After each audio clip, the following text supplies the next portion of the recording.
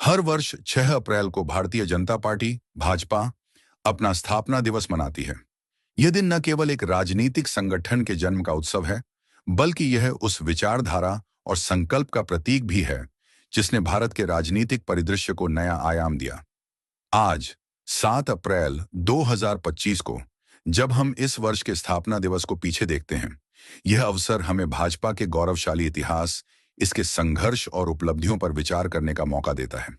कल 6 अप्रैल 2025 को देश भर में भाजपा कार्यकर्ताओं ने इस दिन को उत्साह और गर्व के साथ मनाया, जो संयोगवश चैत्र रामनवमी के पावन पर्व के साथ भी जुड़ा था। यह संयोग इस पर्व को और भी विशेष बनाता है, क्योंकि श्री राम के आदर्श और भाजपा की राष्ट्रवादी सोच एक दूसरे के पूरक हैं। भारतीय जनता पार्टी की स्थापना 6 अप्रैल 1980 को हुई थी, लेकिन इसकी जड़ें 1951 में स्थापित भारतीय जनसंघ से जुड़ी हैं। जनसंघ की स्थापना डॉ. श्यामा प्रसाद मुखर्जी ने की थी, जिन्होंने राष्ट्रवादी विचारधारा को एक राजनीतिक मंच प्रदान करने का सपना देखा था। 1987 में आपातकाल के बाद जनसंघ ने अन्य दलों के साथ मिलकर जनता पार्टी का गठन किया और कांग्रेस को सत्ता से हटाने में सफलता हासिल की, लेकिन जनता पार्टी में आंतरिक मतभेदों के कारण यह गठबंधन टूट गया। इसके बाद जनसंघ के नेताओं ने अपनी पहचान और विचारधारा को बनाए रखने के लिए एक नई पार्टी की नींव रखी, जिसे भारतीय जनता पार्टी नाम दिया गया। अटल बिहारी वाजपेयी इसके पहले अध्यक्ष बने और लालकृष्ण आडवाणी जैसे नेताओं ने इसे मजबूती प्रदान की।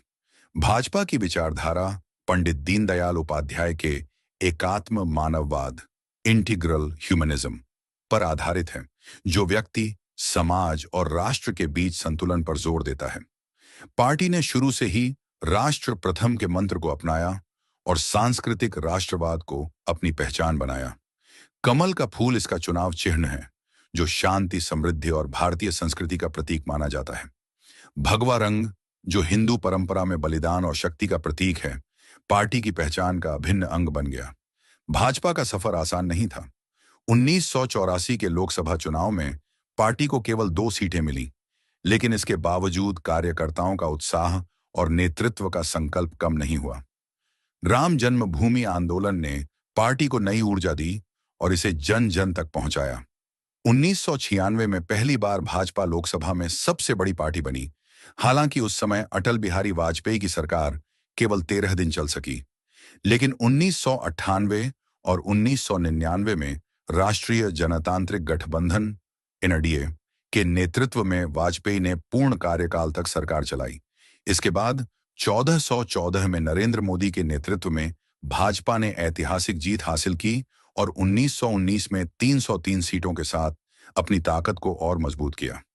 2024 के चुनाव में भी एनडीए ने बहुमत हासिल कर तीसरी बार सत्ता संभाली। 6 अप्रैल 2025 को भाजपा का 45वां स्थापना दिवस देश भर में धूमधाम से मनाया गया। इस वर्ष थीम था विकसित भारत का संकल्प। दिल्ली में पार्टी मुख्यालय पर राष्ट्रीय अध्यक्ष जेपी नड्डा ने ध्वजारोहण किया और कार्यकर्ताओं को संबोधित किया। प्रधानमंत्री नरेंद्र मोदी ने रामेश्वरम से वर्चुअल संबोधन में कार्यकर्ताओं का उत्साह बढ़ाया। उन्होंने कहा, सशक्त, समृद्ध और विकसित भारत के लिए भाजपा का हर कार्यकर्ता संकल्पित है। यह 3-4 पीढ़ियों का परिश्रम है, जो आज फल दे रहा है। इस दिन रामनवमी के अवसर पर मंदिरों में विशेष पूजा अर्चना और रामचरितमानस के पाठ भी आयोजित किए गए। बूथ स्तर पर कार्यकर्ताओं ने स्वच्छता अभियान, रक्तदान शिविर और सामाजिक सद्भाव के कार्यक्रमों में हिस्सा लिया। भाजपा ने अपने 45 वर्षों के सफर में कई ऐतिहासिक कदम उठाए। अयोध्या में राम मंदिर का निर्माण, धारा 370 का खात्मा, 3 तलाक पर रोक और नागरिकता संशोधन अधिनियम जैसे निर्णयों ने पार्टी की विचारधारा को मूर्त रूप दिया। सबका साथ, सबका विकास, सबका विश्वास का नारा आज देश की प्रगति का आधार बन चुका है। आज भाजपा दुनिया की सबसे बड़ी राजनीतिक पार्टी है, जिसके 18 करोड़ से अधिक सदस्य हैं। भारतीय जनता पार्टी का स्थापना दिवस केवल एक तारीख नहीं, बल्कि एक संकल्प का उत्सव है।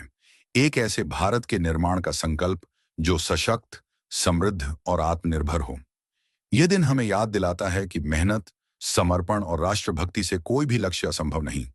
जैसा कि पीएम मोदी ने अपने संबोधन में कहा, राम से राष्ट्र की ओर। यह यात्रा श्री राम के आदर्शों से प्रेरित होकर भारत को विश्व गुरु बनाने की दिशा में बढ़ रही है। स्थापना दिवस 2025 का यह उत्सव हर कार्यकर्ता और नागरिक के लिए एक प्रेरणा है कि हम सब मिलकर विकसित भारत के सपने को साकार करें। जय श्री राम, जय भारत।